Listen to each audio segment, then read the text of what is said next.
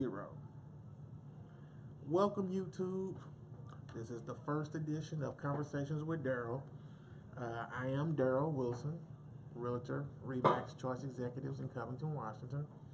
Today was supposed to be the first day we had an interview with Joanna Mont from Fairway Mortgage and Lending. Joanna had to reschedule today. She actually is coming back from Vegas from a nice weekend of partying. So I hope that you recover well, Joanna, and we will see you on the next one. Well, so first things first, I'm just going to give you pretty much a report, a state of the union for the Seattle market. And first, this is from Northwest MLS, the Northwest Reporter, and these are just news articles that would be very interesting to anyone who's living in the Pacific Northwest. The first thing is that for the sixth straight year, the population in King County has risen 2.3%, but that has exceeded the amount of housing that the region can cover, which is only 1.6% in new housing. So King County added 48,600 new residents last year, but there were only 14,700 new units built to actually accommodate those people. So with that in mind, there has been a big push in downtown Seattle for a whole lot of new condos and apartment buildings. If you have been downtown Seattle in the last few months or so, you will see that there are several cranes that are standing. And so Greater Seattle's pent-up demand for condominiums was underscored last month when buyers lined up for 18 hours for a pre-sale event at the homes of Nexus, which is a 41-story high-rise with 389 units. Of those units, they said 90% of those units have been pre-sold, and that is a study from the Burrard Group of Vancouver. They are a developer in downtown Seattle. Described as efficiently scaled and attainably priced, the units, which will not be ready until fall of 2019, will size from 300 square feet to 500 square feet.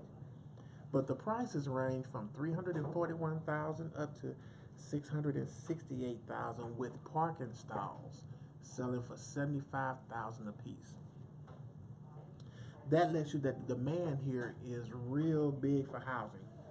When you can you can sell a parking stall for $75,000 so that you can park your car at your home.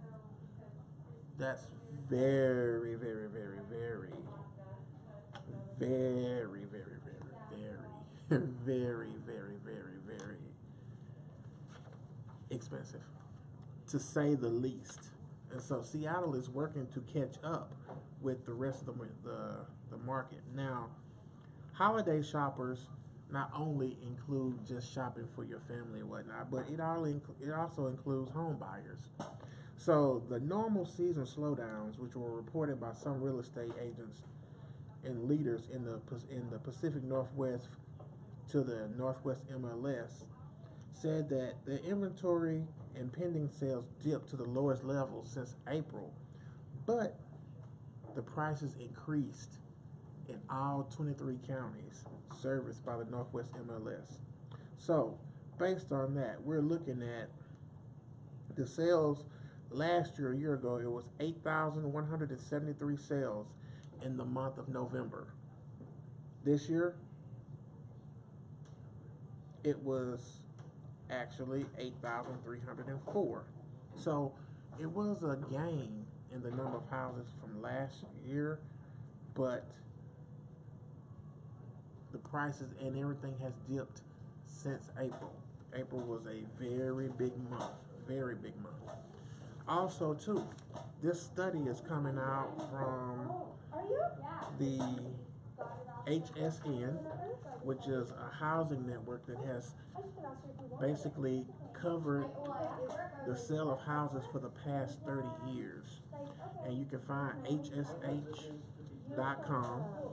and it says that Seattle's high prices have been eclipsed by other metro areas, 6 other ones. So when you look at it in the United States, Seattle is the 6th most expensive market to live in the United States.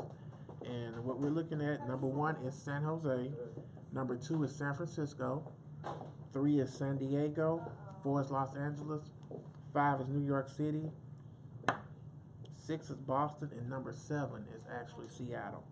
So when you look at it like that, Seattle is number 7 on the list, but we're still paying $75,000 for parking stalls and condominiums downtown. That lets you know where it's going. Now, the least expensive market in the whole United States is Pittsburgh, Pennsylvania. The average mid-range house in Pittsburgh, Pennsylvania only cost you $146,000. And in order to buy a house in Pittsburgh, all you need to make is $35,205. Whereas in Seattle, if you were to look at that, the actual median home price is $1.165 million, and I'm sorry, I'll take that back. That is San Jose, Silicon Valley, 1.165 compared to Seattle's 478,000. Now, in order to live in Silicon Valley, you're looking at you need to make at least $216,000 a year with a monthly payment of $5,000 a month. So as we look, we see that housing prices are going up, inventory is low. The most expensive market in the United States is San Jose. The least expensive market is Pittsburgh, Pennsylvania. Seattle is number 7 on the list. Correction, I said 6 earlier, but it was 6 other cities that topped it. And so that right now, today, is just a little break of what we have, and just a news report of what's going on in the Pacific Northwest with real estate.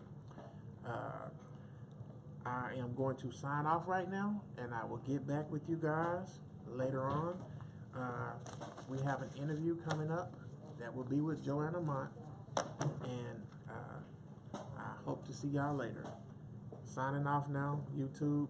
Talk with you later.